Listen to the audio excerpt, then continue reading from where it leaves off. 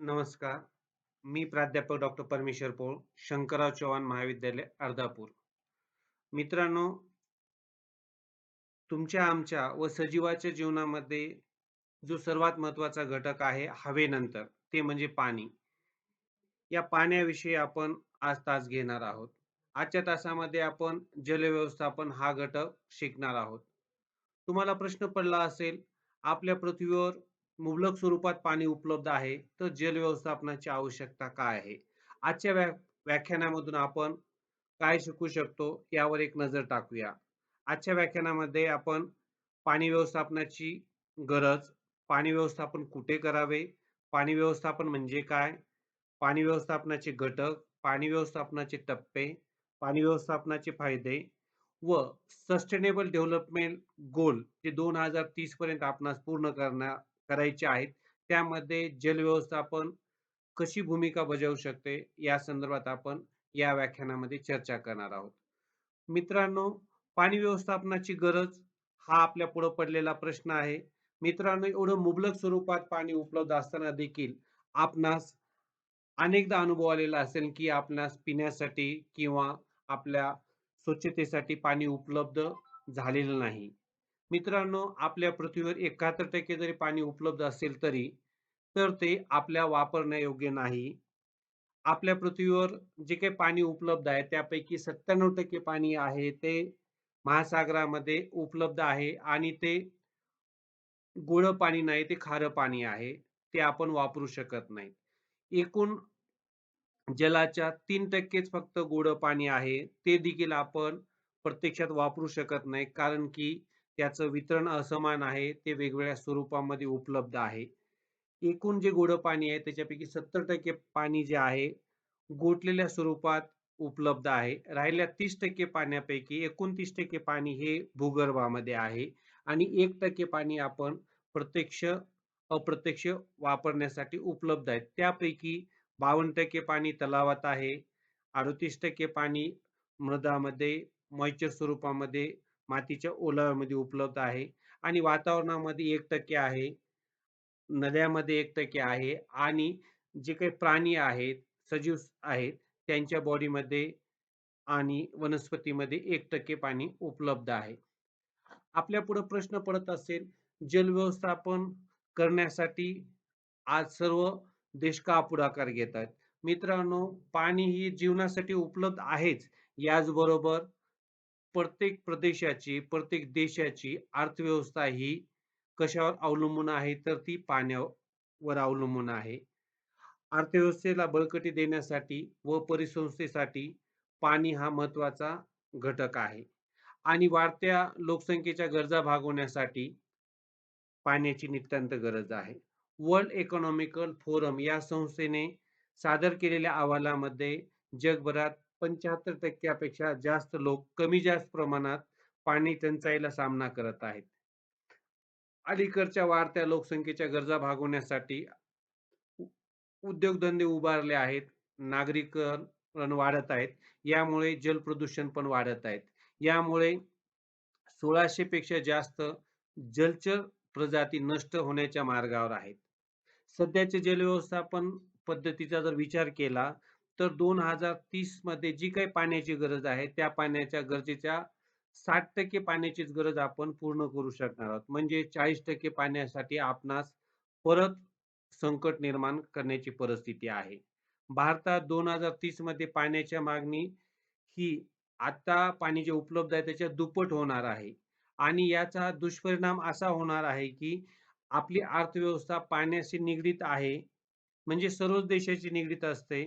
याचा दुष्परिणाम असा होईल, की आपली जी-डी-पी 60% ने कमी होईल, असा शास्त्रज्ञाचा अनुमान आहे.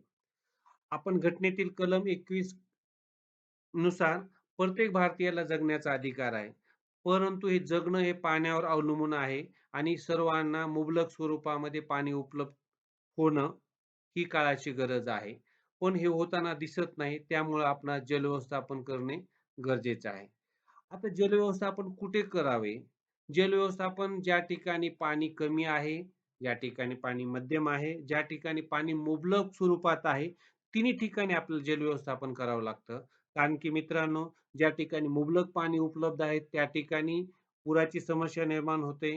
ज्या ठिकाणी मध्यम स्वरूपात पाणी आहे, तर त्या ठिकाणी पाण्याचा काटकसर वापर करणे काळाची गरज आहे आणि ज्या ठिकाणी पाणी उपलब्ध नाही, त्या ठिकाणी पाणी टंचाईला सामोरं जावं लागतं. दुष्काळ परिस्थिती निर्माण होते.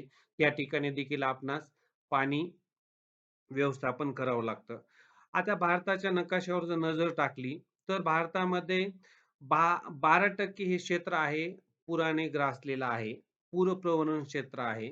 तर 28% भौगोलिक प्रदेशामध्ये दुष्काळ पडतो. कधी या प्रदेशात पडतो, तर कधी त्या प्रदेशामध्ये पडतो. तुम्ही भारताचा नकाशा बघितला असेल, तर कमाल टंचाईचा जो प्रदेश आहे आपणास जास्त दिसून येतो. आणि या भारताच्या नकाशामध्ये तुम्ही जर बघितलं असेल, पाण्याची वाढती गरज लक्षात घेता जमिनीमधून मोठ्या प्रमाणात पाण्याचा उपसा होत आहे आणि अतिरिक्त वापर भूगर्भातील मानव करत आहेत आणि भविष्यामध्ये जर असाच वापर होत राहिला, तर नक्कीच आपणास पाण्याची टंचाई जाणवणार आहे. आता महाराष्ट्राच्या बाबतीमध्ये जर तुम्ही विचार केला असेल, एकूण जे काही पाणी उपलब्ध आहे, त्यापैकी 89 पाणी हे आहे भूपृष्ठीय जल आहे. तर 11% हे पाणी भूजल आहे. मग ह्या मुबलक स्वरूपामध्ये भूपृष्ठीय जल आहे, तर तेच पाणी आपण जास्त वापरलं पाहिजे.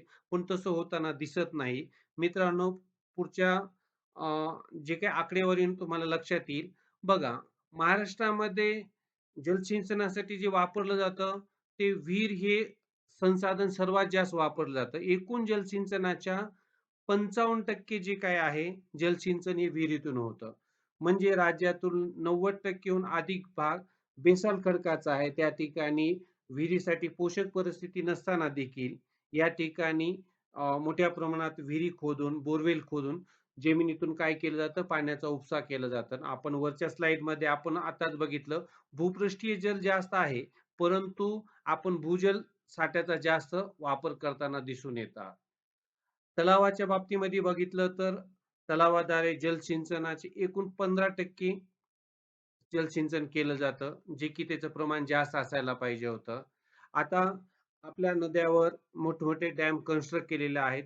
भारताचा विचार केला तर महाराष्ट्रामध्ये सर्वात जास्त डॅम आपल्या राज्यामध्ये आहेत.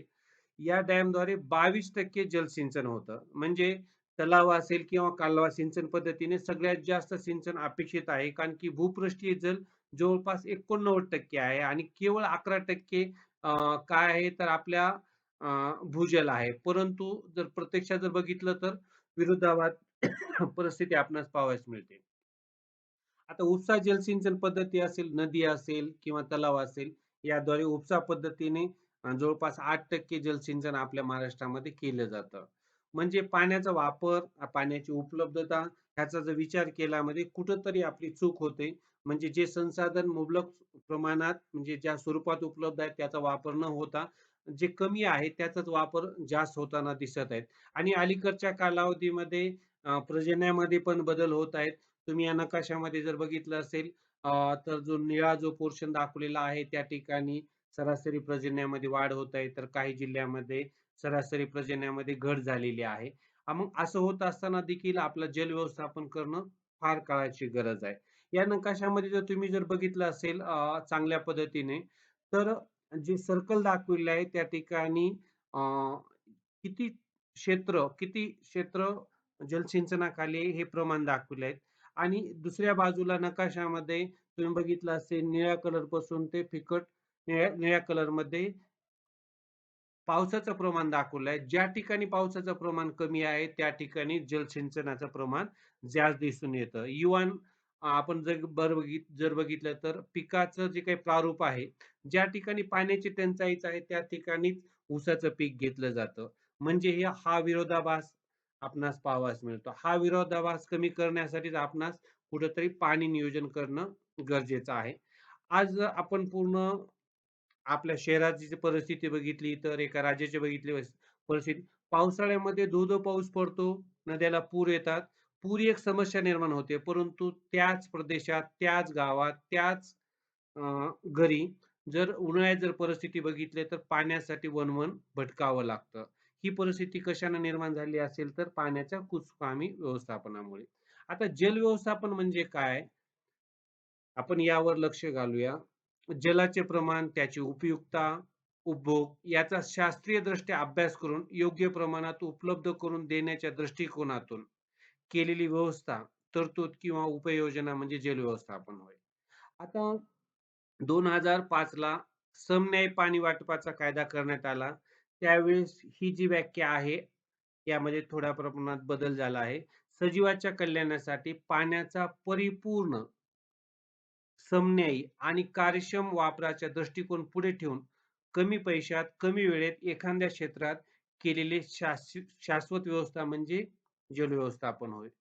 मित्रांनो, आताचं जे काही जलव्यवस्थापन जे तुम्ही बघताय या त्रिकोण पद्धतीने आहे. फक्त आपण जलसाठेच निर्माण करतोय. म्हणजे जलसंसाधन अ, विकास करतोय. म्हणजे ताण लागली की विहीर खोदल्यासारखं आपण डॅम करतोय. परंतु जलव्यवस्थापनामध्ये पाणी वापर असेल, पाणी पुरवठा असेल, जलसंसाधन विकास असेल, हे तिन्ही टप्प्यामध्ये व्यवस्थापन समप्रमाणात होणं अपेक्षित आहे. सध्या या ट्रायंगल प्रमाणे आहे. या पद्धतीचे जलव्यवस्थापन कुठेतरी अ, अडचण निर्माण करणार आहे. यामध्ये सुधारणा होणे गरजेचे आहे. जलव्यवस्थापनामध्ये कोणते घटक महत्त्वाचे ठरतात? तर जलसंवर्धन, जलसंरक्षण, जलपुरवठा, जलवापर व पाण्याचा ताळेबंद. आता वरची जी काही मेथड आहे आपण सोप्या उदाहरणाद्वारे पाहूया. जल व्यवस्थापन प्रक्रियेमध्ये सर्वात महत्त्वाचा म्हणजे पाण्याचा ताळेबंद येतो. म्हणजे एखाद्या प्रदेशात पाणी किती लागतं आणि पाणी किती उपलब्ध आहेत. म्हणजे राहिलेलं पाणी म्हणजे तूट भरून काढण्यासाठी पाणी नव्याने निर्माण करायचं का दुसऱ्या प्रदेशातून पाणी आणायचं? किंवा या ठिकाणी आपला पीक पद्धती बदलायची, पाण्याच्या वापरावर बंधन आणायचे, त्या ठिकाणी नियम करायचे. या घटकाचा, या प्रक्रियेचा समावेश या ठिकाणी होतो.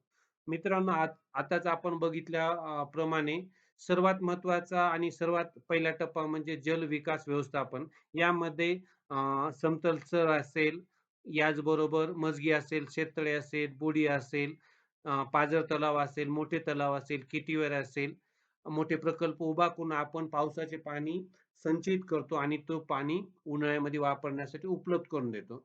या टप्प्यामध्ये आपण चांगल्या पद्धतीने महाराष्ट्रामध्ये काम केलेलं आहे. उदाहरणादाखल हे जे इमेजेस बघितले तर या ठिकाणी गली प्लग आहे, सीसीटी आहे, सिमेंट नाला बंधारा आहे आणि एक डॅम आहे. या ठिकाणी हे संसाधने पाणी साठवण्यासाठी वापरली जातात. आता जर बघितलं तर दुसऱ्या टप्प्यामध्ये आणि तिसऱ्या टप्प्यामध्ये जल व्यवस्थापन फार कमी आहे. तुम्ही बघितलं असेल कॅनलमधून पाणी जात असताना कॅनलची देखभाल होत नाहीत. मोठ्या प्रमाणात गळती होते. इव्हन तलावामधून आपल्या घरामध्ये पाणी येत असताना देखील मोठ्या प्रमाणात गळती होते. हे कुठेतरी थांबणं गरजेचं आहे. आणि जलव्यापर म्हणजे सर्वात महत्त्वाचा आणि शेवटचा टप्पा जो आहे, जे उपलब्ध पाणी आहे त्याचा वापर आपण काटकसरीने केलं पाहिजे. तुम्ही बघितलं असेल पाठ पद्धतीने वरच्या चित्रामध्ये दाखवलेल्या मध्ये किती प्रमाणात पाणी वेस्ट होतं. त्या ठिकाणी जर आपण स्प्रिंकलर वापरलं, ड्रिप इरिगेशन पद्धती वापरली, तर मोठ्या प्रमाणात आपण पाण्याची बचत करू शकतो. अशा वेगवेगळ्या पद्धती जर आपण वापरल्या तर नक्कीच अ, आपण कुठेतरी जी होणारी पाण्याची टंचाई यावर मात करू शकतो. अलीकडे नळाला मीटर बसवण्याची तंत्रज्ञान विकसित झालेलं आहे आणि आपल्या घरामधून होणारी पाण्याची गळती आपण थांबवली पाहिजेत. आणि एका थेंबामध्ये जास्तीत जास्त पीक कसं घेण्यासाठी जे काही one drop for more crop आपण ही जी कन्सेप्ट म्हणतो, त्याचा पण आपण वापर केला पाहिजे. घरगुती जर बघितलं तर पिण्यासाठी 3 लिटर पाणी लागतं. म्हणजे जे पाणी वापरत असताना त्याचा काटकसर कसा करणं आणि कमी पाण्यामध्ये आपल्या गरजा कशा भागवणे यावर आपण लक्ष दिलं पाहिजे. आपल्या घरामध्ये जर गळका नळ असेल तर ते बंद केलं पाहिजे आणि आवश्यक तेवढेच पाणी वापरले तर नक्कीच आपण यावर आपण विजय मिळवू शकतो.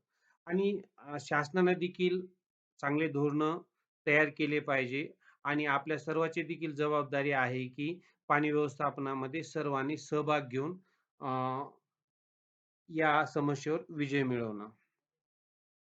मित्रांनो, आपल्या वेळेअभावी आपण या ठिकाणी इथंच थांबतोय. धन्यवाद.